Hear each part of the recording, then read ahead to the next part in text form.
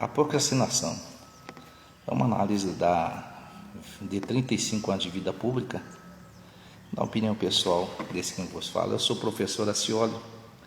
Após 3 décadas e meia observando os bastidores da máquina estatal, é possível identificar com precisão de que o esporte favorito do poder público são reuniões. Reuniões para isso, reuniões para aquilo, reunião para tratar da reunião para a próxima reunião e reunião para decidir o que vai ser feito na próxima reunião e por aí, são reuniões e reuniões. Essa é uma crítica pontual baseada em fatos empíricos vividos no decurso de 35 anos de vida pública, de serviço público. Não que uma reunião de um trabalho produtivo e de proatividade. Reuniões, estou falando que as reuniões vazias, as reuniões burocráticas, convocadas para dar falsa sensação de ação. Quando os argumentos técnicos se esgotam, aí vem a pressão popular, a preocupação popular aumenta e o Estado recorre ao seu estratagema, porque o Estado não age, o Estado reage. Estou falando também de entidades classistas, entidades que mantêm o monopólio da sucessão dos senhores feudais, senhores presidentes de associações que têm aquele mandato vitalício e por aí vai. Tá? Nada contra essas lutas classistas, luta de classe. Estou falando de, não generalizando, mas a realidade dos fatos. Contra fato não há argumentos. E um grande estratagema do Estado, que o Estado recorre ao seu estratagema mais antigo, a criação de comissões, porque quando se esgotam os argumentos, criam-se as comissões, subcomissões, grupos de estudos com o objetivo de protelar, ganhar tempo e fazer com que aquela demanda morra pela canseira, pela exaustão. Eu falei isso aí com propriedade. Tivemos aí na luta da PEC 300, onde foram mortos pelo cansaço.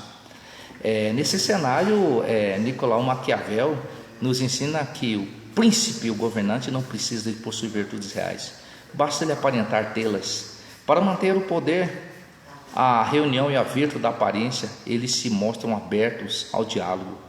Mas na realidade, eles agem com frieza de quem precisa manter a estabilidade e o seu governo depende de ignorar muitas coisas. E é bem comum, se necessário, o funcionário público e a sociedade, esperançosos, caem na teia de aparência, de engano, de ações que vêm protelando. E esse ano nós teremos eleição.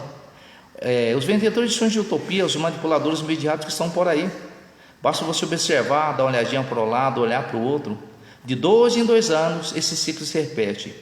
Eu falei isso que eu vivo isso aí, mais de 35 anos, surgindo os salvadores da pátria, os vendedores de sonhos de utopias, prometem receita certa para resolver todos os problemas sociais, funcionais e munidos de narrativas inverídicas. Eles trazem dos seus governos passageiros que não cumprem nem o mínimo das promessas e saem desse ano enquanto outros chegam, dando assim a continuidade naquele processo de manipulação midiática, criando senhores do poder, criando as massas de manobras.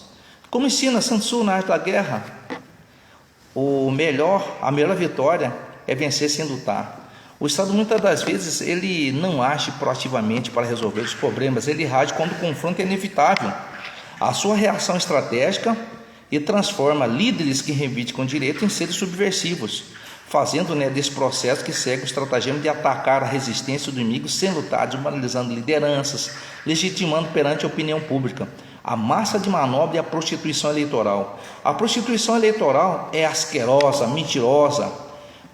Os mentores de plantão estarão aí sempre à espreita, fundamentando que os seus servidores públicos desavidados parem de ser massa de manobra e passem a ser pessoas sapientes e aprendam a fazer as suas escolhas. A esperança é usada como uma arma contra os mesmos. A incompetência, a inconstância das coisas humanas, citado por Maquiavel, é a manipulação, porque o medo da perda impede a reivindicação correta. Sun Tzu nos alarga que os 5 traços perigosos de um líder, entre eles a imprudência, que avança em todas as oportunidades. O servidor não pode ser imprudente, deve ser estratégico, não lutando batalhas perdidas contra a máquina, mas construindo resistências inteligentes. Conclusão, valorizando o legado da verdade. Nós não podemos generalizar esses fatos em si, Mas nós podemos, como homens e mulheres, homens de bem, homens de bons costumes, mas é preciso fazer um pente fino, trazer à luz do eleitor os erros e desacertos, analisando a linha de pensamento político, filosófico, ideológico de cada um. De boas intenções o inferno está cheio, eu costumo falar isso sempre.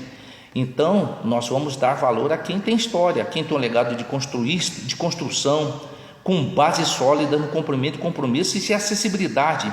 Não adianta você vir aqui pedir o voto e depois você desaparecer e apenas fique no discurso dos palanques. Com a política não se brinca. O tempo não volta e a experiência de 35 anos nos ensinou que o Estado reage para manter-se. Portanto, a inteligência e os esclarecimentos são as únicas defesas contra a manipulação. Eu sou o professor Acioli, analista, filósofo, historiador e servidor público há 35 anos. As minhas continências, adeus à pátria e à família. Não se esqueça, esse ano teremos eleição e eles vão bater na sua porta.